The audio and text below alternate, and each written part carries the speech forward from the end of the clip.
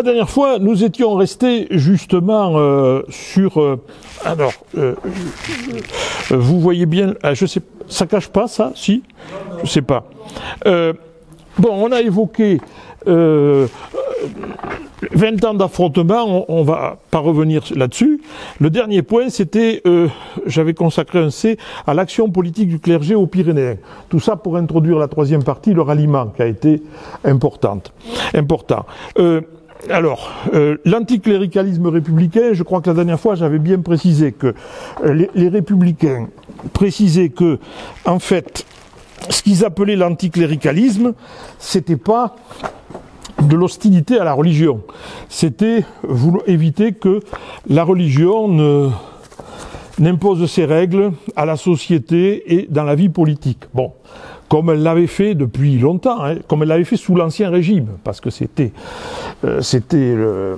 l'essentiel sous l'Ancien Régime. C'était essentiel. Alors, évidemment, les adversaires de la République, eux, ils assimilent la politique dite anticléricale à une politique contre la religion. D'où la bataille. Vous avez lu la lettre que le marquis de Breteuil avait envoyée aux prêtres, lesquels prêtres s'étaient empressés de le lire à la messe le dimanche. Bon, alors, on va résoudre la querelle aujourd'hui, parce que cette querelle a été résolue. Alors, sur ce qui est... on arrive donc, on était resté là, à quelle était la situation de l'école dans le département en 1879. Bon, je vais passer un peu vite, là j'ai pas besoin de l'écran. Dans le département, en 1879, il y avait 781 écoles primaires. Bon. Sur ces 781 écoles primaires, 134 étaient aux mains des congrégations religieuses. C'est-à-dire, c'est pas beaucoup, 134, ça faisait 16% à peu près. 134 sur 781. Sur les 134, 78 appartenaient aux congrégations, et 56 étaient des écoles communales confiées aux religieux. Alors, si on prend, il y avait avec une différence importante entre les garçons et les filles. Chez les garçons, les frères ont 20 écoles à eux sur les 134. Ils interviennent dans 20 écoles sur 134, c'est pas beaucoup. Par contre, chez les filles, les sœurs interviennent dans 114 écoles sur 134. Bon, ce qui donne déjà une idée de la place qui était réservée à l'enseignement féminin.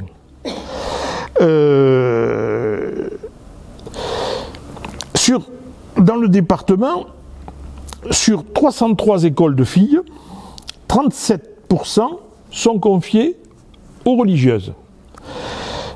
Et sur 478 écoles de garçons, 4% seulement, aux religieux. Bon, ce qui vous donne une idée de l'importance qu'on accorde à l'enseignement masculin pour les garçons et que pour les filles, on y accorde beaucoup moins d'importance, on y reviendra.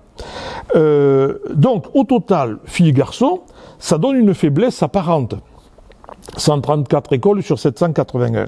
Mais l'influence du clergé, elle est aussi indirecte, notamment via les programmes.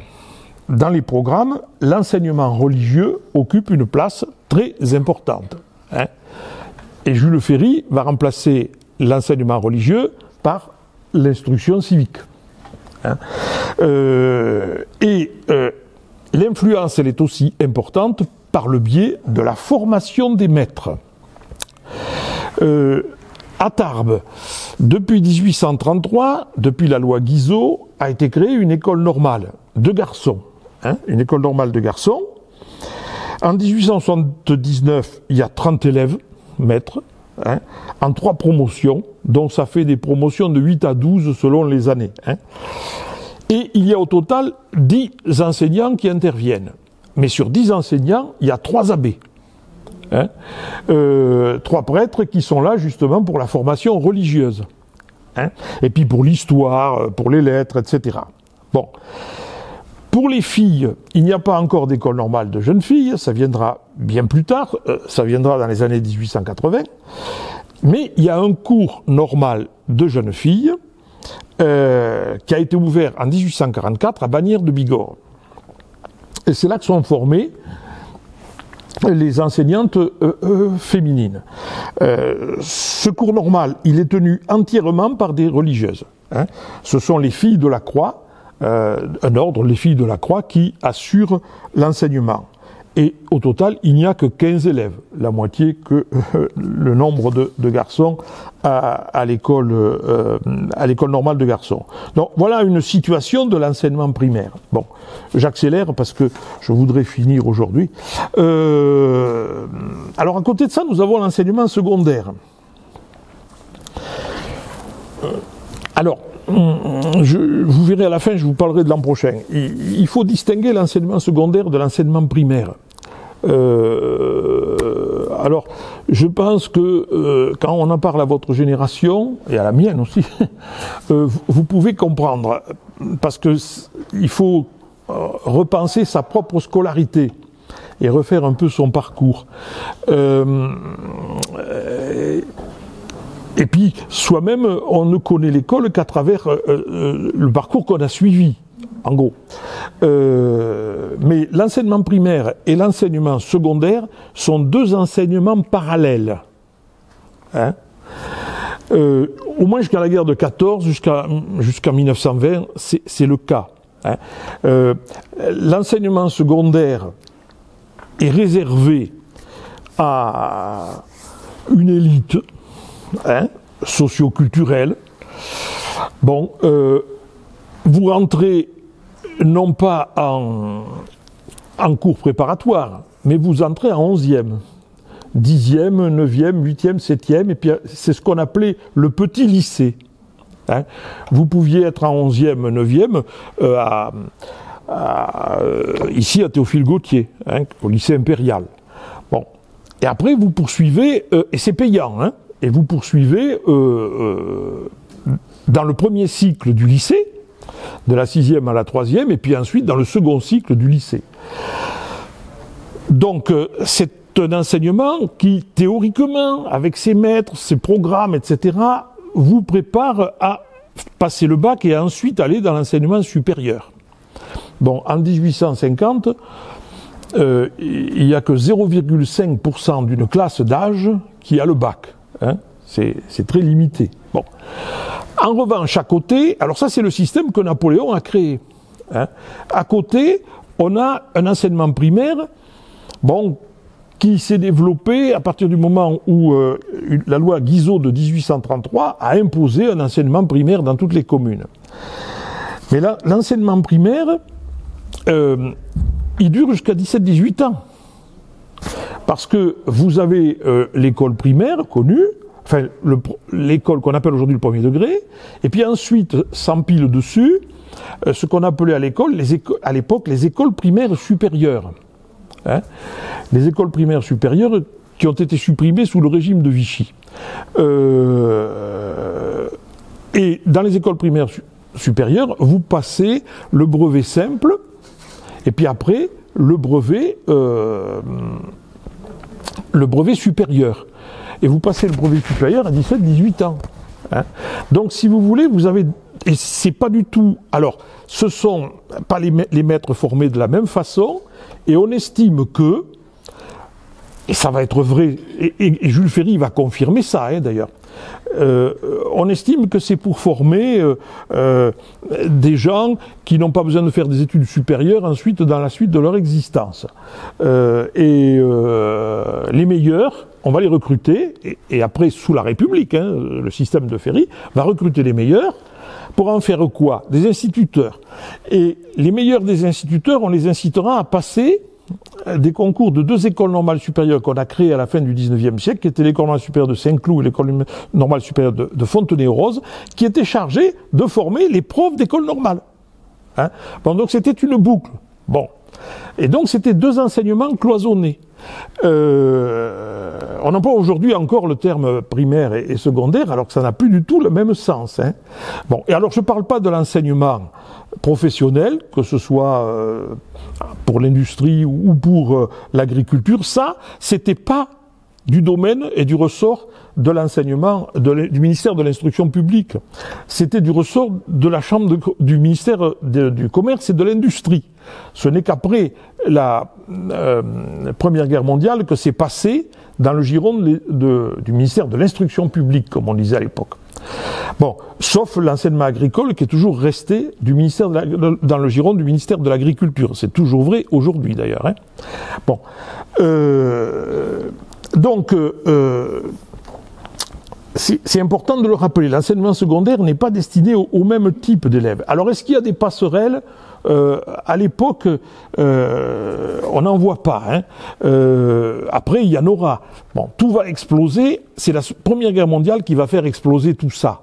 Hein, parce que dans les tranchées, les gens se sont fréquentés, quel que soit le cursus qu'ils avaient fait, etc.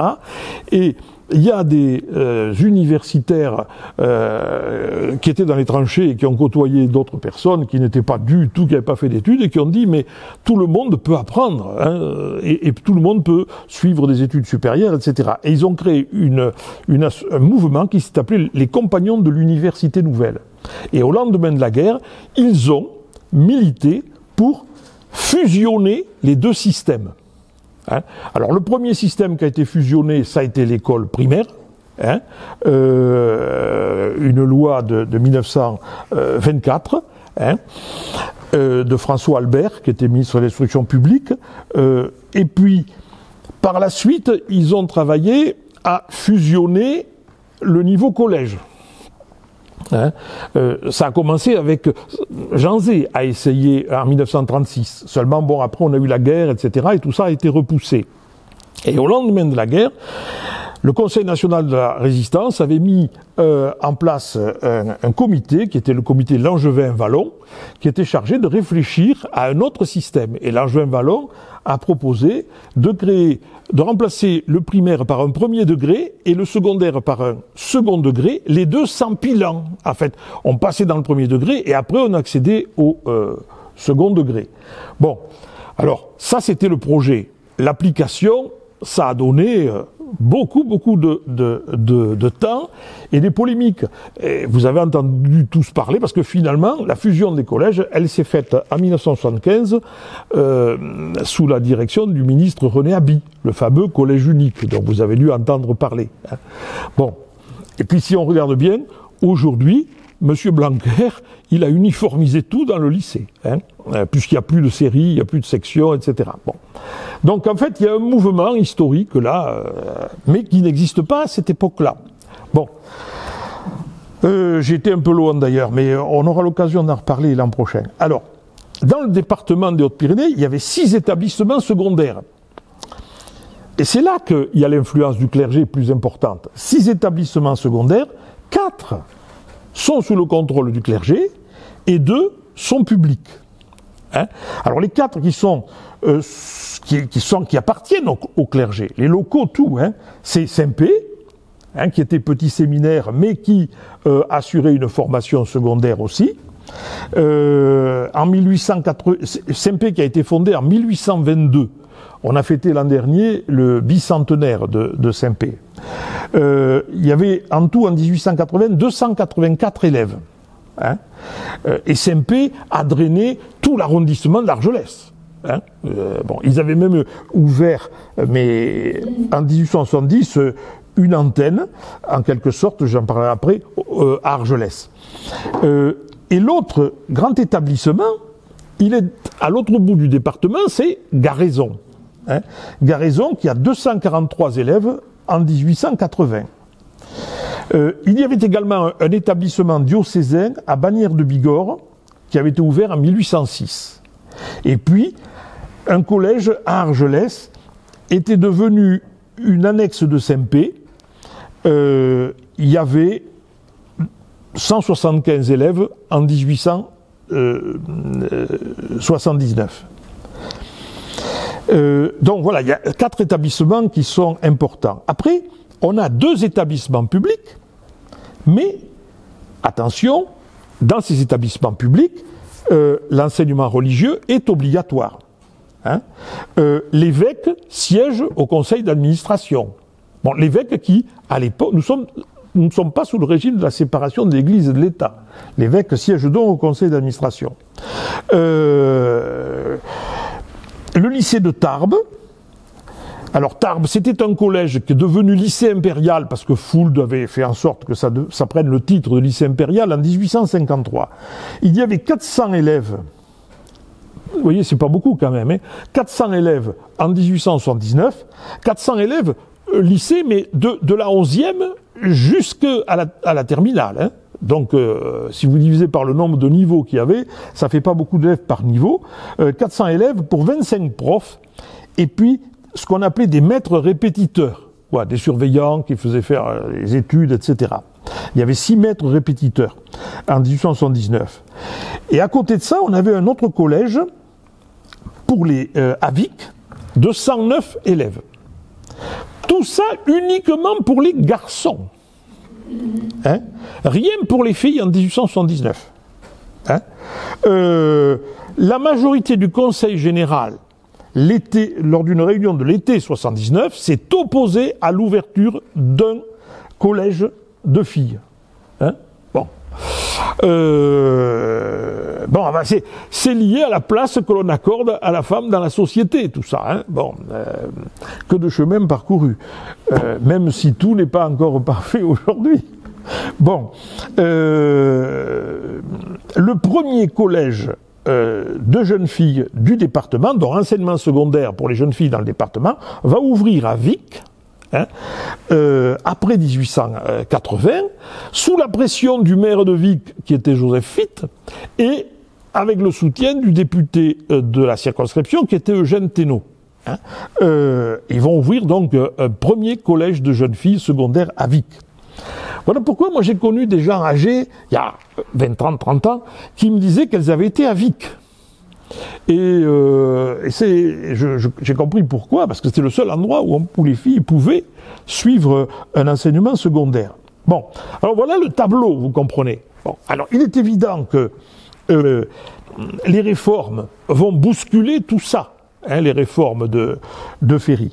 Et alors, la réaction politique du clergé va être dure, quoi. Ils vont pas se laisser faire comme ça. Alors, j'insiste là-dessus parce que la clé de la solution, ça va être le ralliement, hein, le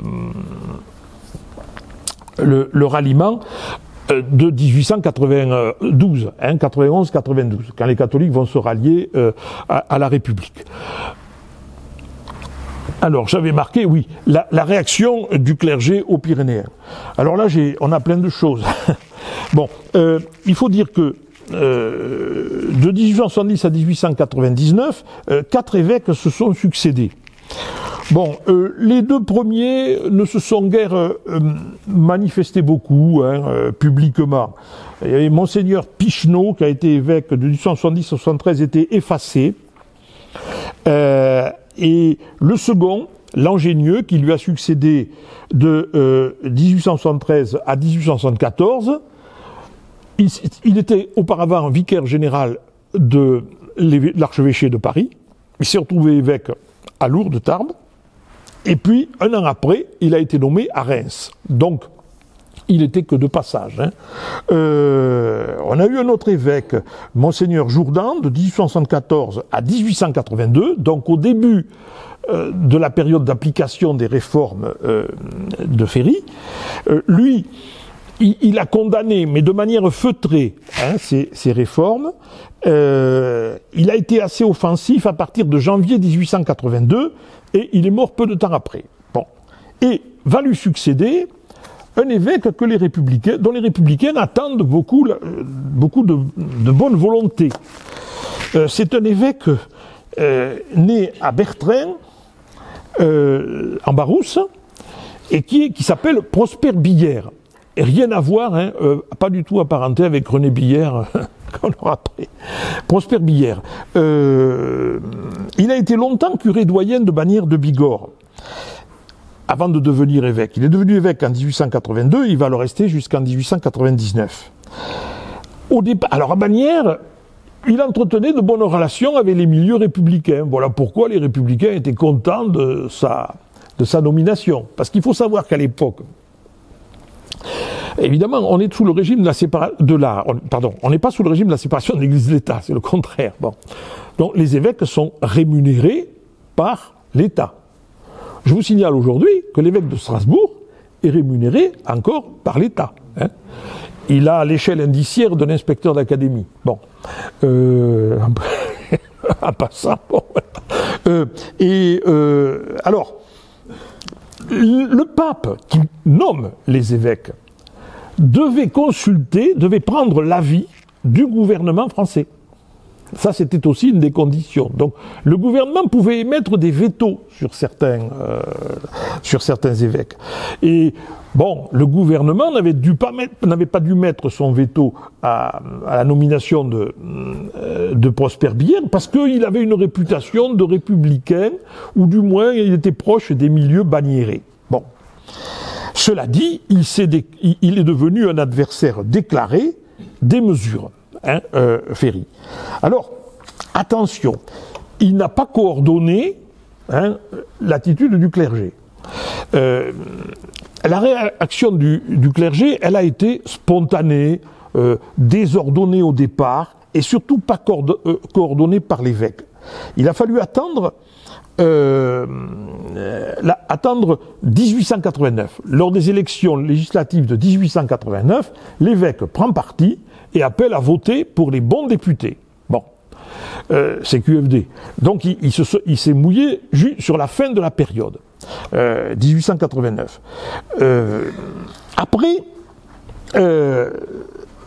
ça dépend du caractère et de la personnalité des curés, qui avaient de fortes personnalités, dans certains cas, et aussi de la pression des politiques, comme par exemple le marquis de Breteuil qui a déclenché des hostilités assez tôt.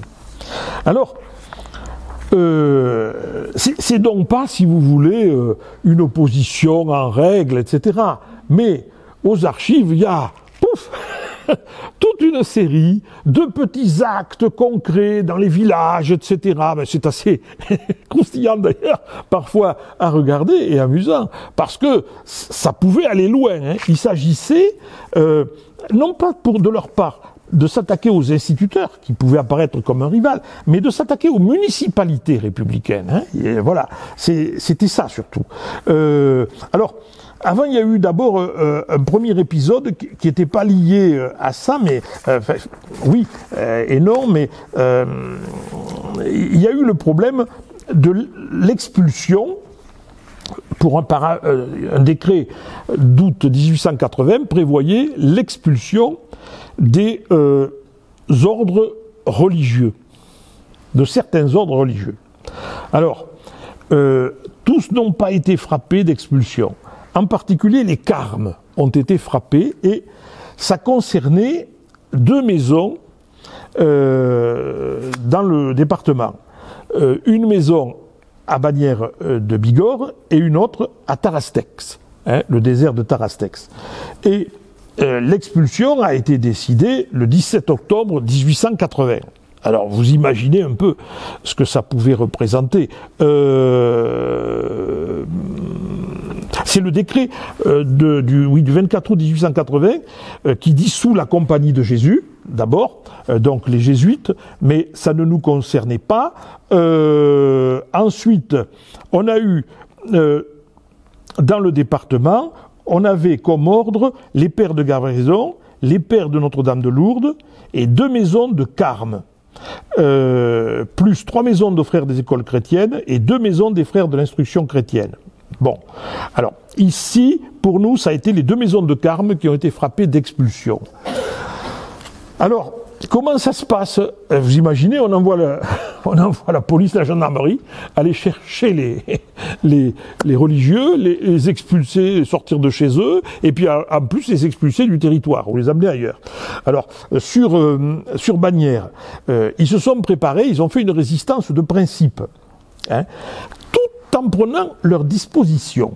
Alors, ça, on l'a su après qu'ils avaient fait pris des dispositions. Et puis, quand on va dans les archives, les novices qu'il y avait à Bagnères, ils sont tous partis en Espagne. Hein, bon.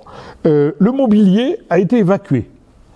Ensuite, le prieur, il a été malin, il a fait appel à un avoué et à un notaire, et il y a 3 pères qui sont devenus propriétaires des locaux. Donc on ne pouvait pas les expulser à partir de ce moment-là, ces 3-là. Et puis le 17 octobre, quand arrive la police, ils refusent d'ouvrir la porte, évidemment. Donc la gendarmerie est obligée de forcer les portes. Ils se sont enfermés dans leur cellule. Donc il faut aller forcer la porte de la cellule. Je ne sais pas si vous vous rendez compte. Bon. Et sur les 13 pères présents, il n'y en avait pas beaucoup finalement, 10 ont été arrêtés, conduits à la gare et expulsés. 4 d'origine espagnole ont été expulsés vers Bayonne, 5 se sont réfugiés à Notre-Dame de Piétat dans le département, et puis il y en a un autre, il a été ordonné prêtre par l'évêque, donc il n'était plus à ce moment-là dans le clergé régulier, et puis 3, c'était les propriétaires, et ceux-là, on ne pouvait pas les expulser de chez eux, en vertu du droit de propriété. Bon, alors évidemment, tout ça s'est fait, hein. Il y avait à Bagnères un comité d'action catholique, d'ailleurs il y a eu des comités d'action catholique qui se sont créés un peu partout, à Tarbes, hein, dirigé par le bâtonnier de l'ordre des avocats, Boussès de Fourcault, à Vic, par le baron de Cardaillac, à Bagnères, c'était le comte de Puységur, et souvent d'ailleurs, c'était des gens qui étaient des monarchistes légitimistes de l'ancienne noblesse, qui ont pris la tête de ces comités de défense catholiques. Donc ils ont manifesté, effectivement, à Bagnères. Alors ensuite, il y a le cas de Tarastex. À Taraxé, il n'y a eu aucun problème. Les carmes, ils attendaient derrière la porte avec leurs bagages, rapporte le sous-préfet. Le de police leur a demandé d'ouvrir la porte. Ils ont répondu, nous sommes prêts, mais mettez-nous à la porte. On ne partira pas de nous-mêmes. Bon, et donc ils se sont laissés conduire à la gare de Maubourguet sans problème. Alors, sur 8, il y avait 5 Espagnols, 1 Allemand et 2 Français. Bon. Alors il y a eu quand même une manifestation sur le quai de la gare, pas de Maubourguet, mais d'Andrest, pardon, et c'est le curé d'Andrest qui avait organisé une manifestation sur le quai de la gare pour soutenir les carmes qu'on expédiait. Bon, après il y a un endroit où ils ont eu très peur, c'est à Poï-l'Ahen. Les pères qui venaient de Garaison, ils ont cru qu'on allait les expulser aussi. Alors, ils se sont barricadés à l'intérieur de la chapelle pendant plusieurs jours, 1 semaine. Et puis personne n'est venu les chasser, donc ils sont restés. Mais ça veut dire qu'on est dans un climat où c'est pas facile, quoi. Bon. Alors, maintenant, l'action des curés, j'ai pris au hasard un certain nombre de choses que je vais vous livrer un peu en vrac, mais ça fait rien. Tout ça, ça relève de l'anecdote, mais mis bout à bout, ça fait des choses intéressantes. Évidemment, ils interviennent, les curés, en période électorale. C'est un terrain privilégié. C'est-à-dire que les chaires, au moment des élections, à la messe, le dimanche, se transforment en tribune politique. Et alors, le journal L'Observateur, qui est un journal républicain, dit « L'Évangile paraît ne plus pouvoir fournir assez de contenu pour captiver l'auditoire. Donc, on fait des discours politiques. » Bon. Après, bon, c'est classique, il y a, lorsque se produit un fléau, n'est-ce pas, comme il y a eu le phylloxéra à cette époque-là. Et puis, dès l'instant où arrive un événement climatique, une grêle, une inondation, et il y en a eu. Alors, c'est toujours présenté comme un châtiment, et à ce moment-là, on fait des processions. Bon. Et on accuse la République. Bon. Il y en a qui vont loin. En particulier, un curé de Luce, je vous donnerai l'exemple qu'il a fait, mais il y a quelque chose qui est important, c'est le refus d'enterrer religieusement ou de donner la communion aux élèves, aux enfants lors de la communion solennelle. L'objectif, c'est de frapper les esprits. Hein. Par exemple, le curé de Mauvezin menace de refuser la première communion à tous les enfants de la paroisse si le candidat conservateur n'est pas en tête à Mauvezin lors des cantonales de 1889. Bon, non mais, bon, on va loin. Bon, alors après, à Luce, ce que je disais sur Luce, je l'ai noté ailleurs, mais je m'en souviens, le curé doyen de Luce, oui, le 20 août 1881, à la veille de l'élection, qui était un dimanche, parce on votait à l'été aussi à l'époque, hein, il se trouve que le vendredi, un enfant est mort à Gèdre.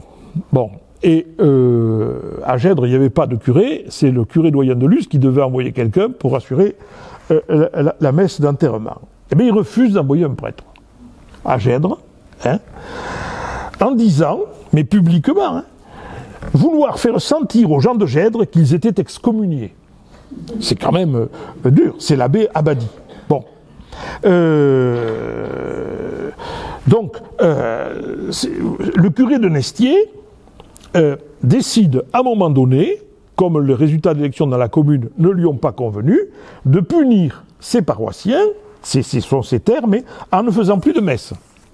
Bon. On peut alors multiplier d'autres. C'est surtout en période électorale qu'il y a des tensions, effectivement. Hein. Alors, c'est souvent des actes quotidiens. Alors, à Trie, par exemple, le curé réclame des crédits au conseil municipal pour organiser une 3e messe le dimanche. Bon, le conseil municipal refuse, évidemment. Alors, il lance une homélie contre la municipalité, n'est-ce pas, peu de temps avant les élections municipales. À Buzon, le curé demande la construction d'une nouvelle église, pour 4000 francs, il y en avait. Impossible pour la municipalité de Buzon. Alors, le curé refuse d'enterrer religieusement les habitants de Buzon. Et on constate qu'effectivement, après ça, il y a eu une montée statistique des enterrements civils. Hein, bon. Et il n'y a pas eu de réaction de la population quand même. Bon. À Nestalas, le curé Artigala, sur un terrain communal, un terrain vague qui appartient à la commune, mais qui est à côté de son presbytère, il construit un hangar, en disant il faut abriter un corbillard. Bon, il y en avait un corbillard, il avait un garage, mais lui, il construit un terrain communal, sans demander l'autorisation au maire. Alors, le conseil municipal vote la destruction du hangar. Bon. Alors, en présence des gendarmes. Alors, voyez un peu tout ce que ça peut, ça peut donner. Le même curé de Nestier, en mai 1886, là, ça manquait de tourner mal. Il s'appelait Fontan. Il insulte, il va au conseil municipal et en pleine séance, il insulte le maire. Bon. Alors, ça lui vaut une manifestation de jeunes devant le presbytère, de jeunes qui viennent à 11h du soir chanter la Marseillaise sous les fenêtres du curé.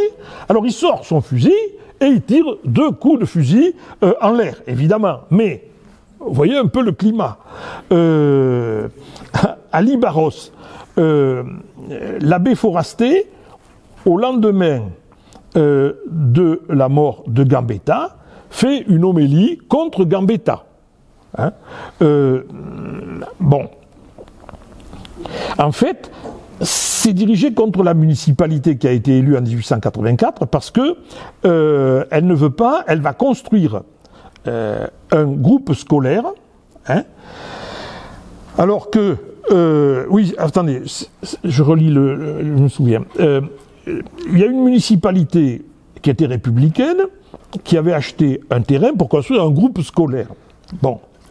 Et la municipalité change après les élections, et elle décide de ne plus construire le groupe scolaire, mais elle fait ériger 3 grandes croix, n'est-ce pas, à la place, sur le terrain qui était destiné au groupe scolaire. Bon. Il y a d'autres problèmes. Par exemple, le problème des cloches. Bon, les cloches, autrefois, dans les campagnes, ça servait à alerter, mais pas uniquement pour des événements religieux.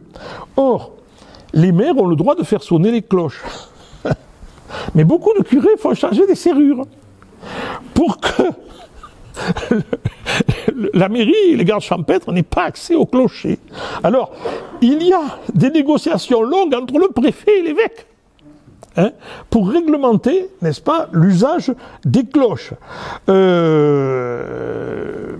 Alors, après, et là, tout ça, ce sont des petits gestes, mais qui finalement pourraient pousser la population à réagir. Un exemple aussi amusant, 1889, le curé d'Orléans refuse la confession à 2 jeunes filles, avant la Toussaint, pour avoir dansé lors de la fête locale. Hein? Bon, alors ça, c'était pas bien. C'était 2 jeunes filles, elles avaient dansé la fête locale, donc il leur refuse la confession. Bon, alors, à Séméac, des paroissiens de Séméac reviennent d'un pèlerinage à Lourdes, en train. Bon, ils débarquent à la gare de Tarbes, et ils traversent Tarbes pour rejoindre à pied Séméac, en chantant des cantiques.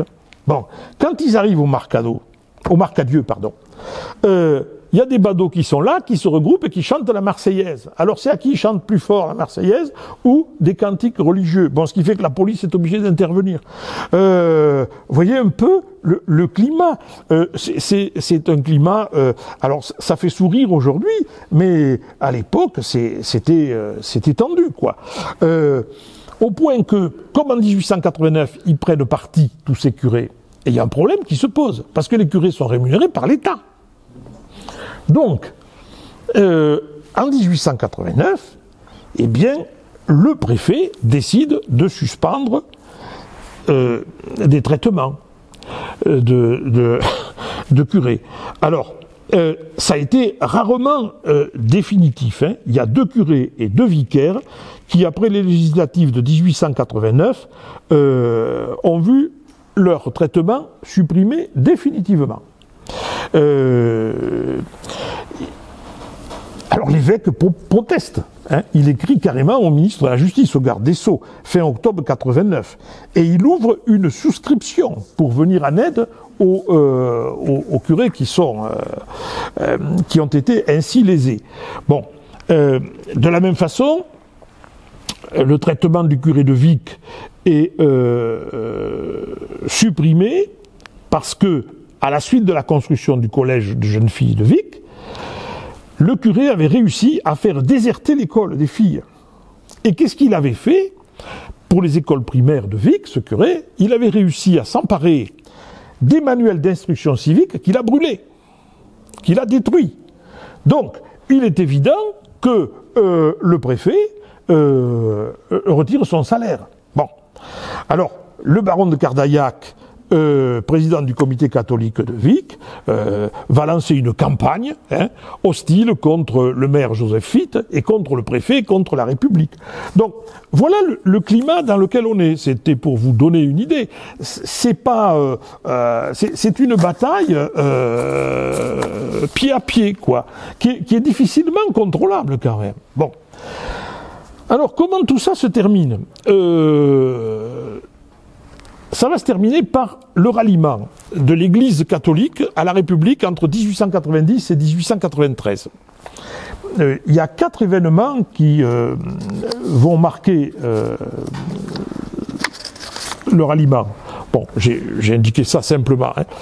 Le premier événement, c'est le toast porté par le cardinal d'Alger le 13 novembre 1890.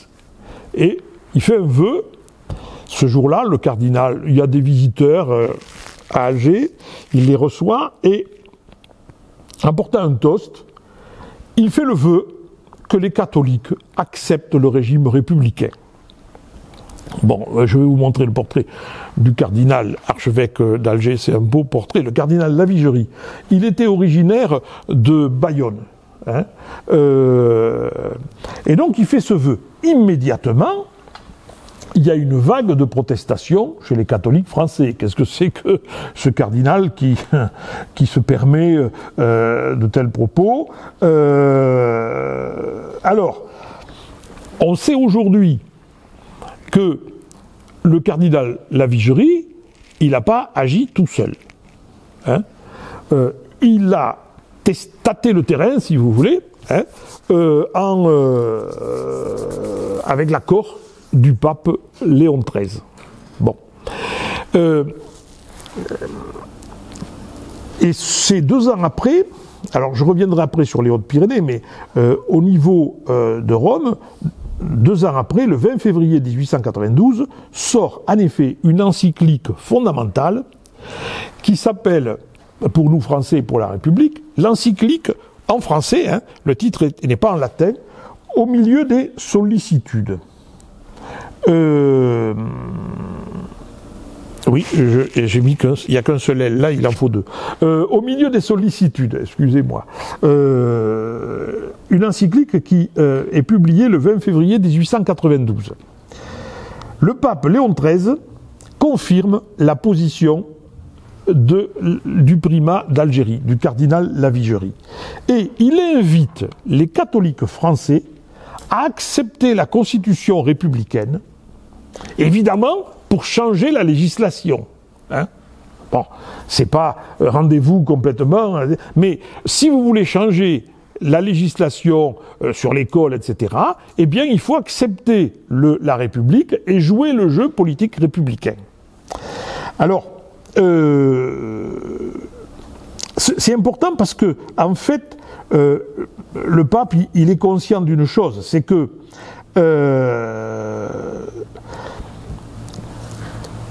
il ne veut pas que les catholiques français qui sont trop proches des mouvements monarchistes,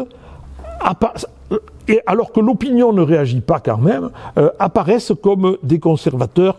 Et donc, il ne veut plus lier le sort de l'Église, hein, au sort de la monarchie en France. Donc accepter le régime républicain, jouer le jeu, et après on pourra peut-être changer des choses si vous devenez majoritaire par la politique que vous suivrez, etc., etc. Bon, c'est une position intéressante de la part de la papauté à ce moment-là, parce que ça va calmer le jeu. Je vous montre le portrait du pape Léon XIII. Léon XIII, à son avènement, à gauche, c'est en 1878. C'est un homme qui a, à l'époque, 68 ans, quand il devient pape. Hein. On ne devient pas pape jeune. Hein. Et c'est Léon XIII, à l'extrême fin de son pontificat, en 1903. Hein, il est mort en 1903 et donc assez âgé. En cherchant des photos pour lui, j'ai vu qu'il y avait le premier pape qui a été filmé, c'est Léon, en 1896, c'est Léon XIII. Hein. Alors c'est un film muet, etc. Mais si vous regardez sur... on voit pas grand-chose. Hein. Bon, mais enfin, vous pouvez avoir une bénédiction papale a posteriori, si vous voulez. Mais on voit le personnage. Alors, c'est un personnage important parce que... là, je fais une petite parenthèse sur le personnage, parce que, bon, il y a l'encyclique au milieu des sollicitudes en février 1892. Mais, entre-temps, mais ça ne concerne pas exactement notre propos dans les Hautes-Pyrénées, il y a eu, en 1891, une encyclique très importante de Léon XIII, qui s'appelle l'encyclique Rerum Novarum, ou Rerum Novarum, comme selon la prononciation qu'on a du latin. Les choses nouvelles. C'est lui qui a essayé d'adapter l'Église à l'évolution sociale récente liée à l'industrialisation. Car la révolution industrielle, dans la seconde moitié du XIXe siècle, a provoqué un exode rural aussi. Beaucoup de gens ont quitté les campagnes et sont allés s'installer dans des villes ou dans des zones urbaines. Les zones industrielles étaient des zones urbanisées, avec des habitats au départ pas forcément salubres, etc., des cités ouvrières et tout ça.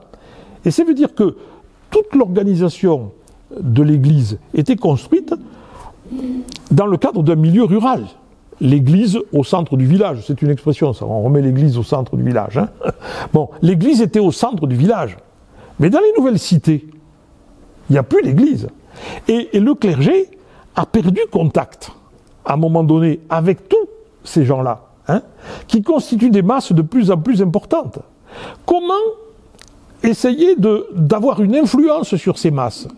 D'autant plus que toutes ces masses ouvrières, etc., elles sont travaillées aussi par une idéologie qui pouvait concurrencer effectivement l'Église.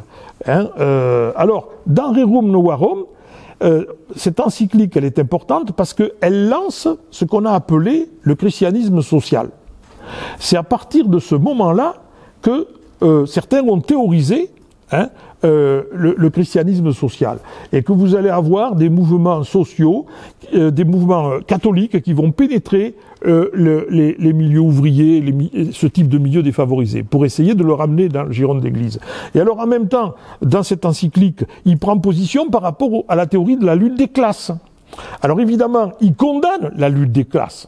Hein, parce que pour lui, la lutte des classes, ça peut entraîner la guerre civile, la violence, etc. Mais, en même temps, alors évidemment, il y a beaucoup de catholiques à l'époque qui voient ça, ils condamnent la lutte des classes, très bien. Mais en même temps, il dit aux gens les plus aisés, attention, nous sommes tous frères, et il faudrait penser au partage. Et en ce sens, on partage des richesses. Et en ce sens, il lance l'idée de christianisme social, qui va se développer ensuite, hein, en France comme ailleurs, en Europe. Et donc, alors que son successeur, le pape Pie IX, mettra un frein à tout ça. Hein, mettra un frein.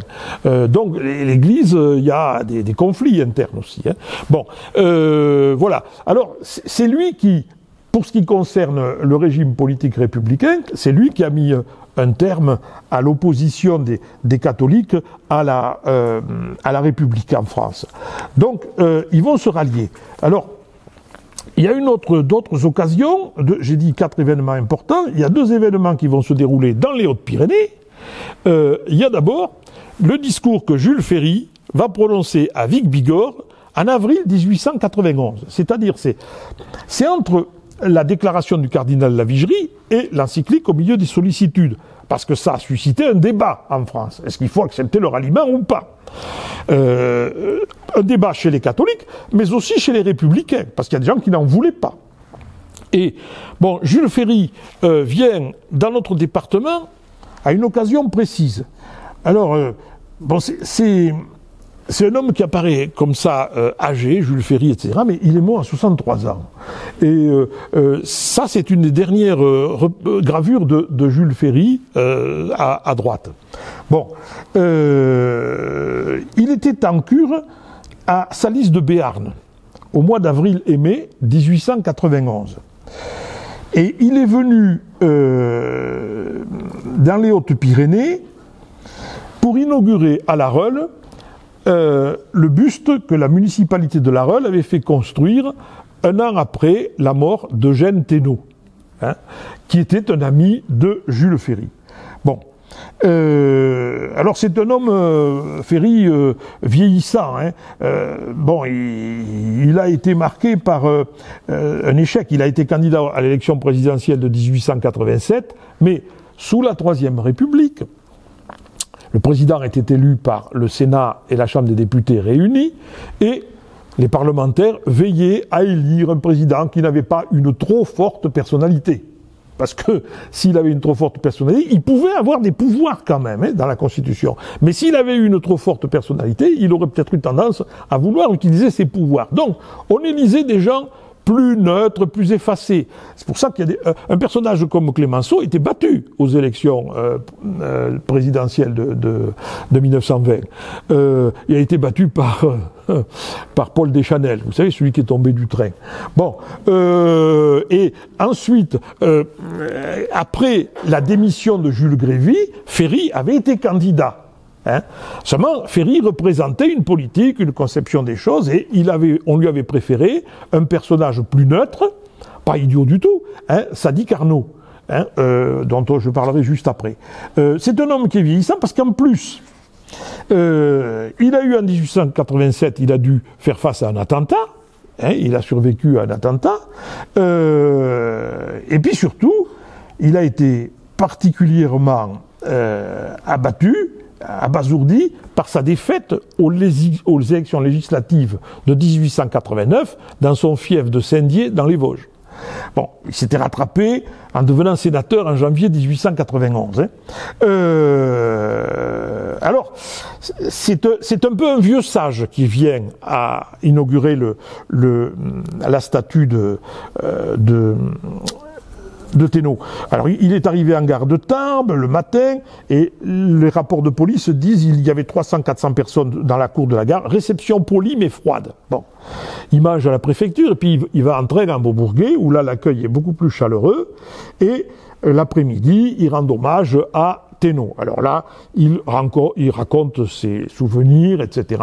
Il fait un bel hommage à Thénault d'ailleurs. Et le soir, le maire de Vic avait organisé un grand banquet républicain sous les halles de Vic. 250 invités pour manger. Oh. Mais ça se faisait, les banquets républicains. Et ça devait être suivi d'un concert par l'Indépendante et la Lyre vicoise, et par un feu d'artifice vers 22h. Feu d'artifice après des discours.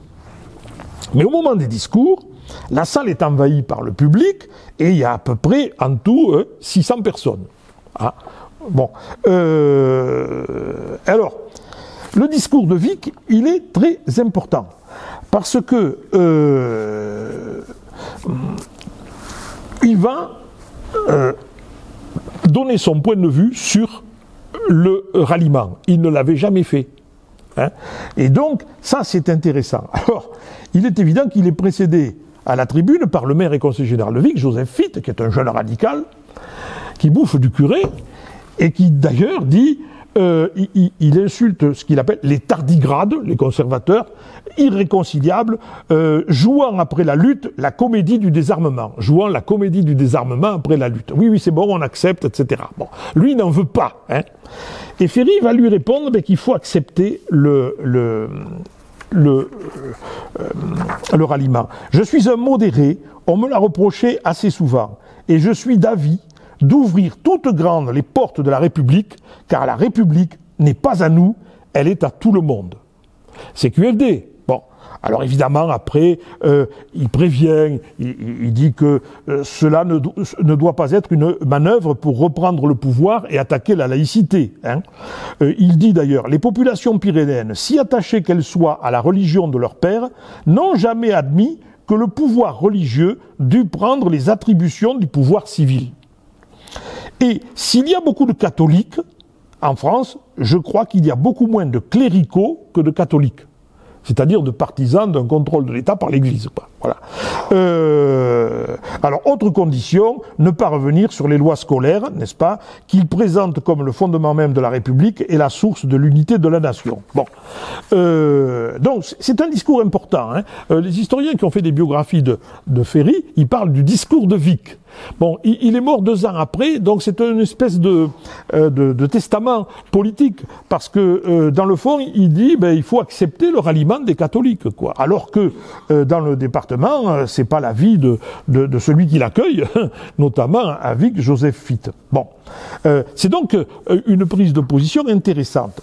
1 mois plus tard, nous avons dans le département la visite du président Carnot, qui vient à Bagnères et puis à Tarbes au mois de mai 1891. Bon, voilà le président Carnot.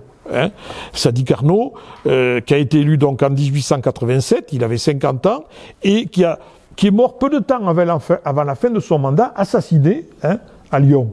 C'est par un anarchiste qui s'appelait Caserio. Bon, c'était un ingénieur polytechnicien, mais qui était né dans une famille qui faisait déjà la politique. Son père, Hippolyte Carnot, qui était un physicien, avait été ministre déjà sous la Seconde République, sous la Deuxième République. Et son grand-père était Lazare Carnot, n'est-ce pas, qui appartenait au grand comité de salut public sous la Terreur, et qui était grand commissaire aux armées. On a surnommé Lazare Carnot l'organisateur de la victoire, puisque c'est lui qui avait réorganisé les armées républicaines sous la Révolution. Bon, donc c'est un personnage, Sadi Carnot. Il vient à Tarbes, et d'abord à Bagnères, l'après-midi du 21 mai, et puis le soir, il est accueilli par une foule dense à Tarbes dans la soirée. Et alors, il y a une réception officielle à la préfecture. Et l'évêque est invité. Forcément, l'évêque, il ne faut pas oublier, il est un personnage officiel, puisqu'il est rémunéré encore par l'État, par la République, et que l'Église, et que la séparation n'a pas eu lieu. Et alors, l'évêque va prononcer un discours, après le préfet. Le préfet doit y être pour quelque chose. J'en dirai 2 mots à la fin du préfet de l'époque.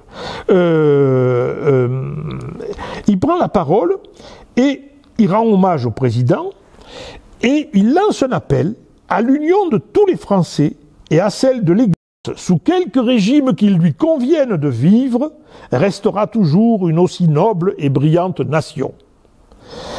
Voilà, sous-entendu, bon, on accepte le régime républicain.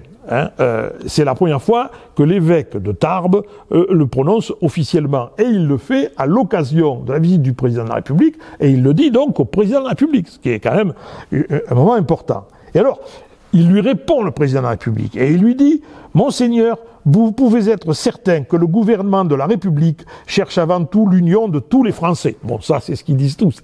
Mais, bon, ça veut dire que cet événement-là marque politiquement le ralliement, ces 2 événements marquent politiquement le ralliement des catholiques des Hautes-Pyrénées. Alors, ça ne va pas aller de soi comme ça tout d'un coup, parce qu'on va assister à une recomposition politique locale à partir de là. Parce que le monde politique local réagit différemment. Les monarchistes les plus fervents vont refuser le ralliement. Tiburce Ferraud, qui avait été député, ancien préfet, n'assiste pas aux réceptions en l'honneur du président de la République, alors qu'il était invité. Et il continuera jusqu'à sa mort à pourfendre le régime. Plus important, le marquis de Breteuil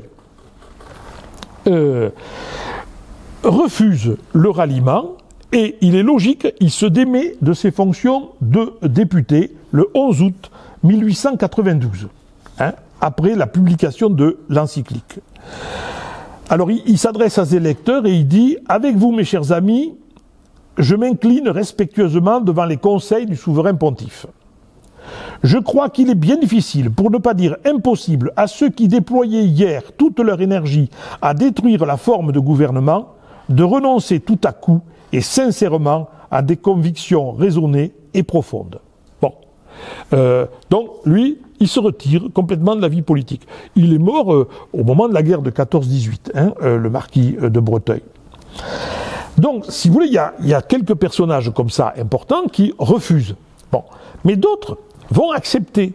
Et en particulier, le préfet, n'est-ce pas, il va ramener un gros poisson, si on peut dire, à la République. C'est Charles Achille Fould. Alors, Charles Achille Fould est un cousin du marquis de Breteuil, mais le marquis de Breteuil, il était plutôt monarchiste légitimiste.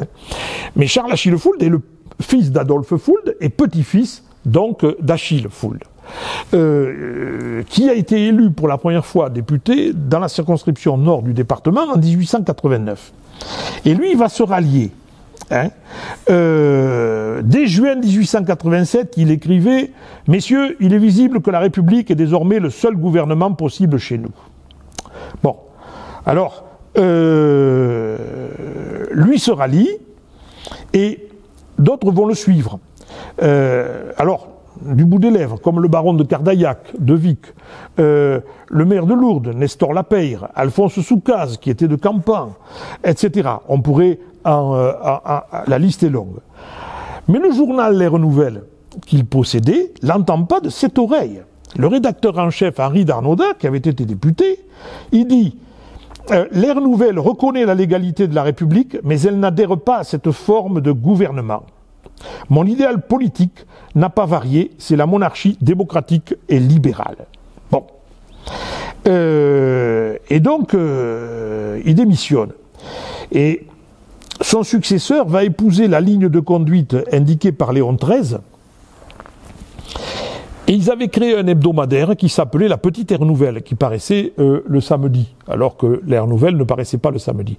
Et La Petite Air Nouvelle va se transformer en La Croix des Hautes-Pyrénées.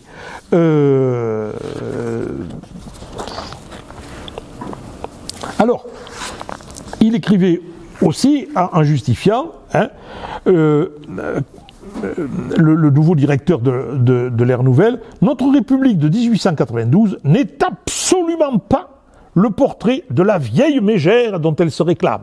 La vieille mégère dont elle se réclame, c'est 1793. Hein. Bon, voilà. Donc, vous voyez tous les débats. Bon. Alors, ces nouveaux républicains ne sont pas forcément accueillis à bras ouverts par les vieux républicains ou par les républicains traditionnels.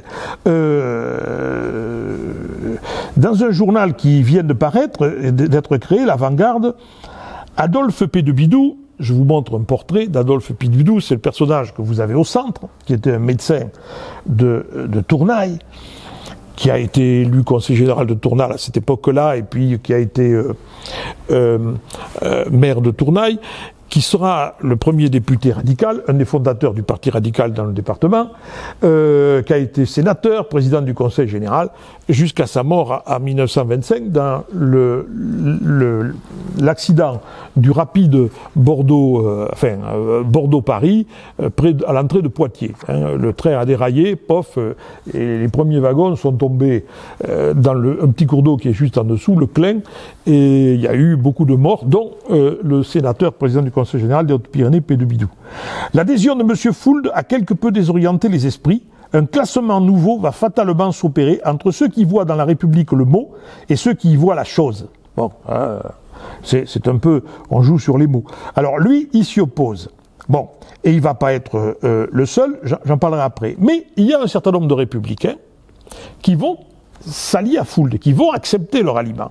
C'est notamment le cas de gens comme Michel Alicot et Germain Dupré, qui, eux, dans les années 1880, la politique avait mal accepté la politique anticléricale. Hein, et ils sont soutenus par de nombreux conseillers généraux. Alicot écrit dans le journal Le Progrès en 1890 « Il faut qu'une politique libérale et sage amène l'adhésion définitive à la République d'un grand nombre de citoyens libres, mais tenus en défiance par l'intolérance radicale et les passions anti-religieuses. » Bon. Et il va créer en février 1893, le même Alicot, une union libérale départementale pour la défense de la liberté en général et religieuse en particulier. Autrement dit, il y a un rapprochement qui s'opère entre les centres gauche et centres droit. Et on va avoir donc un nouveau clivage politique qui va s'opérer là. Hein. La République n'est plus contestée.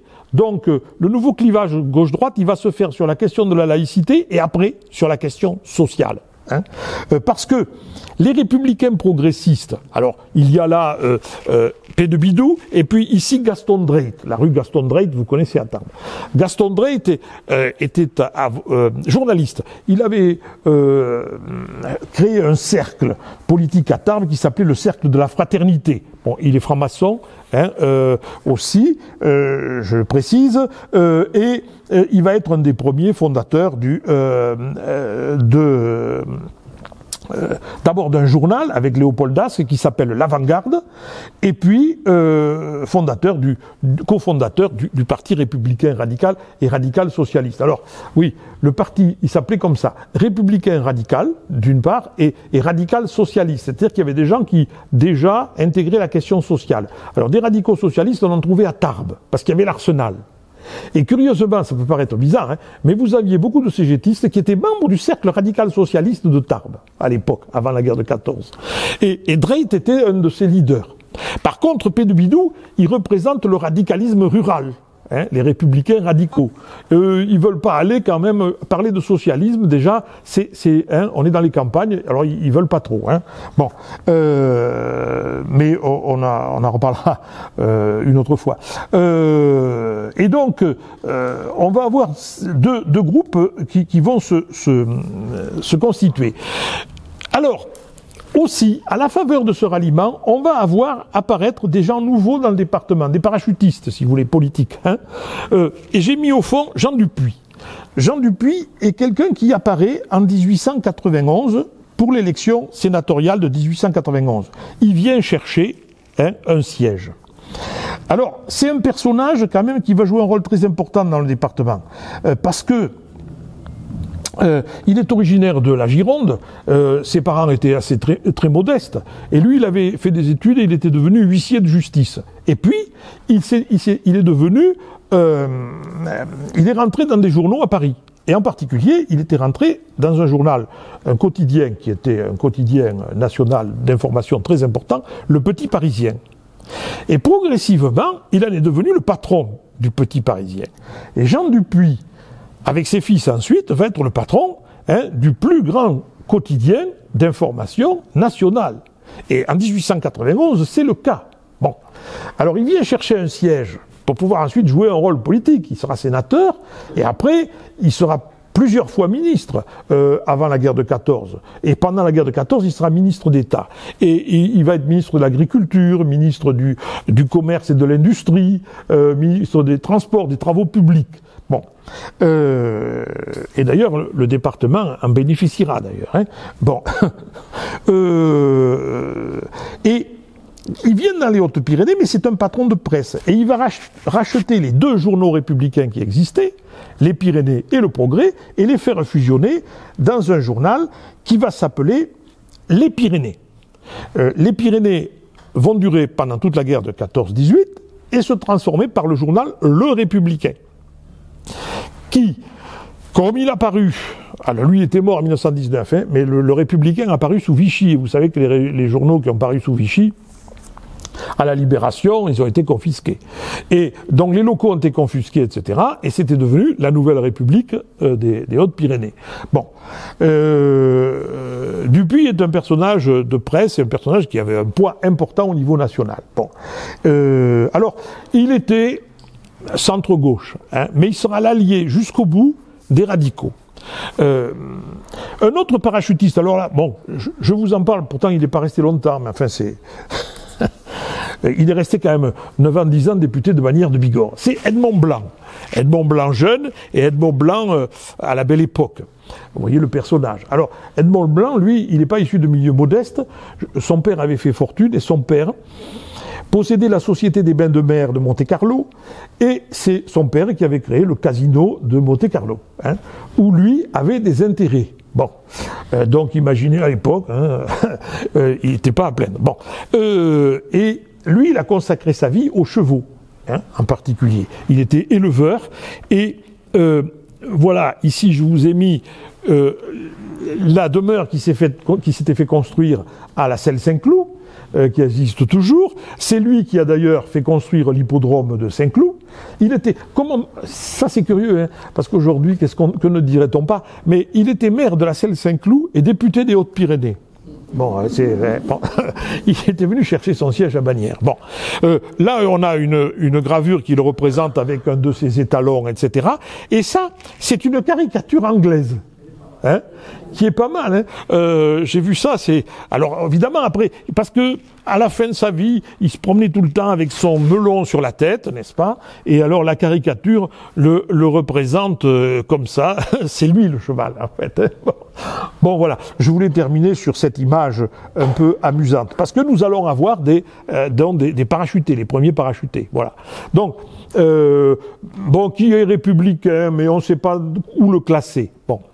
Donc on a l'essentiel, c'est que après le ralliement, on va avoir une recomposition politique qui va se faire autour de la question de la laïcité et de la question sociale. Mais pour le moment, il n'est pas encore question de socialisme. Il y a quand même un militant socialiste qui est un empailleur de chaises tarbé qui essaye de faire des actions. Il se fait remarquer par des actions un peu spectaculaires. Par exemple, il avait fait une sorte de manifestation quand Carnot est venu. Il s'appelait Romain Besque. Un personnage intéressant, mais ce n'est que quand Georges Dazé va se mêler de ça que apparaîtra la SFIO dans le département. Bon, voilà. Mais ça, c'est déjà 10 ans après, quoi. Mais néanmoins, il y a un tournant qui s'opère. Bon. Voilà.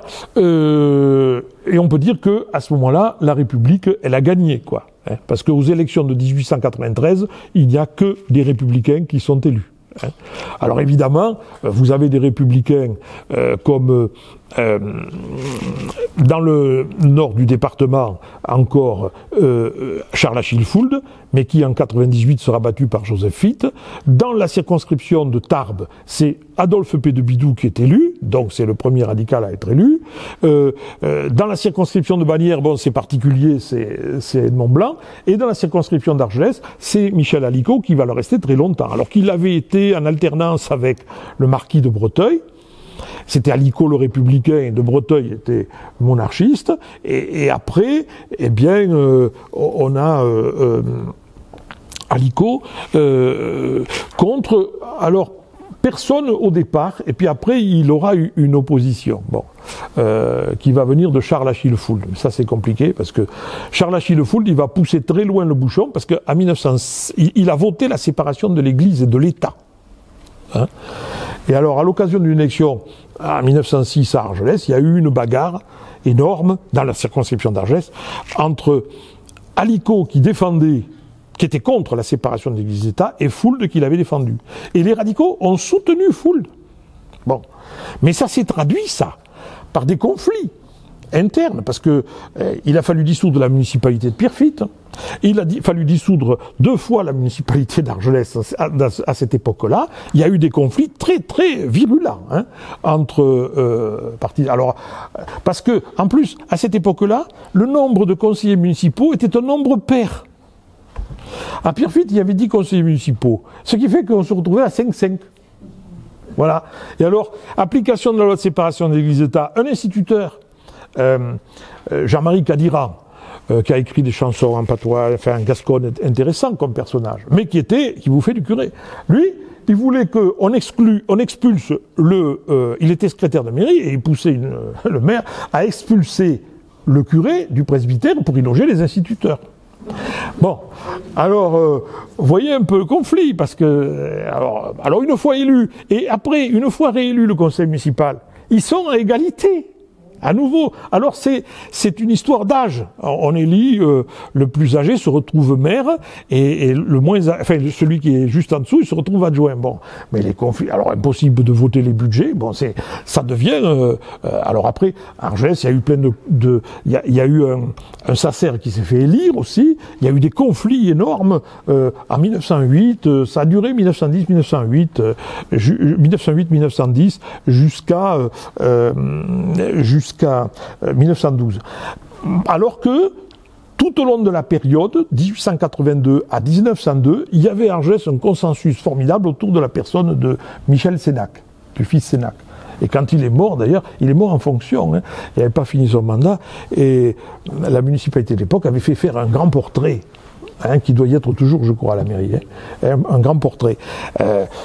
Il est, je ne sais plus que je disais un journaliste, c'était un personnage qui était aimé, il était consensuel, voilà.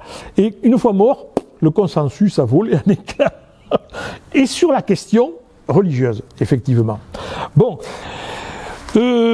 Alors j'ai dans les 5 minutes qui restent, voilà, je sais pas si vous lisez, mais enfin c'est ce que j'ai renvoyé à notre secrétariat qui nous demandait ce qu'on voulait faire pour l'an prochain. Bon.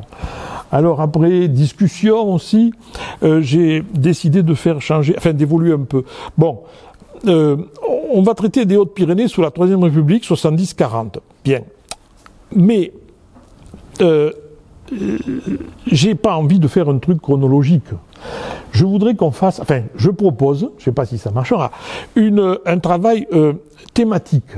Bon, alors on peut avoir plein de thèmes, parce que cette période qui va de 1870, mais mettons 1850 en matière économique, hein, jusque 1940, dans certains domaines jusqu'en 1950, finalement, eh bien, là j'ai marqué, il y a des thèmes, cette période a structuré quand même l'histoire de notre département.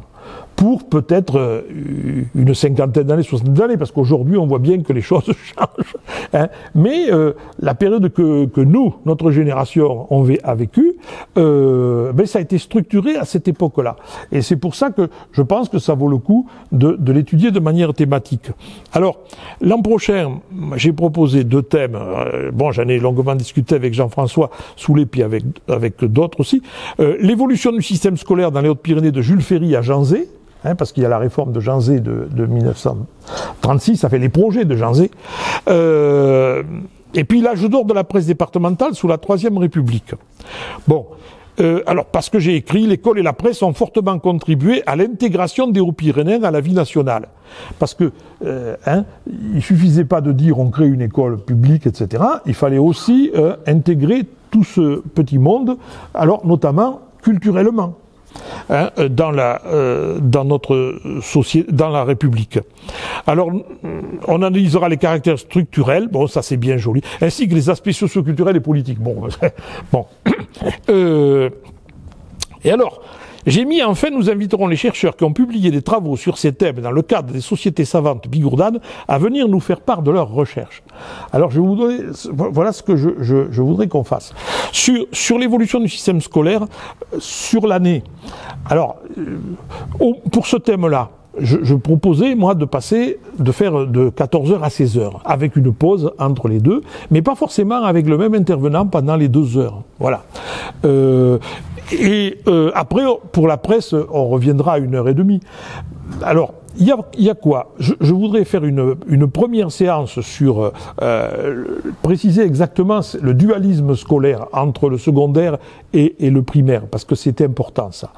Et puis étudier l'évolution des structures dans le département, en prenant des exemples précis. Bon, mais il y a d'autres thématiques qu'il faut étudier. Il y a par exemple l'enseignement féminin. Il faut quand même s'y attarder, parce qu'il y a eu des mesures prises, etc. Bon, alors, je pense à quelqu'un pour intervenir, mais j'ai pas pu le contacter encore. Il y a le poids aussi des collèges privés, Garaison et SMP. Bon, Sylvaine m'a dit qu'elle serait d'accord pour faire une intervention sur l'un ou l'autre collègue. J'ai une autre personne à contacter aussi pour ça.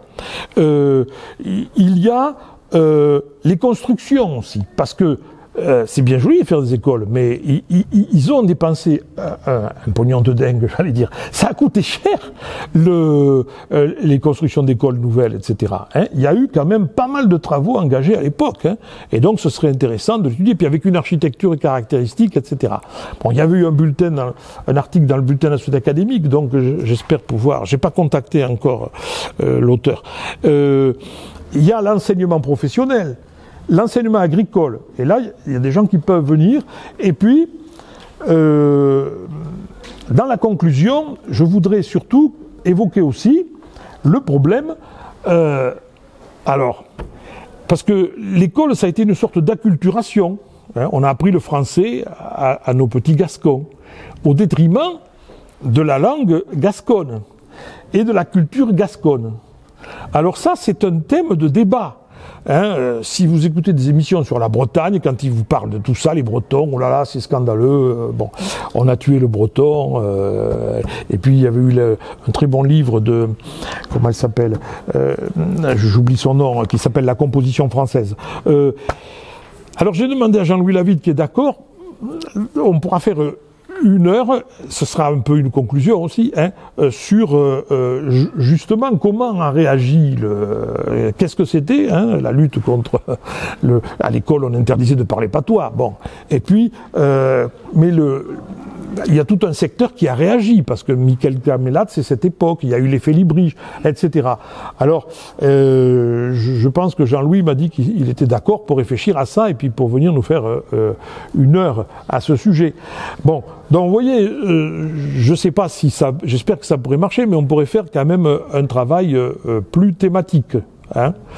Bon, sachant aussi que ben, ça doit peut-être, alors, comme on a tous été à l'école, quoi, on a tous vécu et on a aussi l'expérience de parents qu'on a connus, etc. Quoi.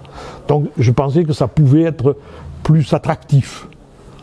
Alors je sais pas, mais je l'ai proposé maintenant, parce que la chronologie... alors on pourra effectivement aussi consacrer une heure aux réactions politiques par rapport à tout ça, c'est sûr. Hein, mais je pensais que ça serait plus attractif. Et surtout, ce serait bien si des gens qui font des recherches locales puissent venir s'exprimer, quoi. Voilà, j'essaye. Avec la bénédiction du président. Voilà, alors je vous souhaite de bonnes vacances. Et on se reverra au mois d'octobre. Si cette vidéo vous a plu, vous pouvez nous rejoindre à l'Université du temps libre de Tarbes et de Bigorre à l'adresse utl-tb.info. Et n'oubliez pas, si ce n'est déjà fait, de vous abonner.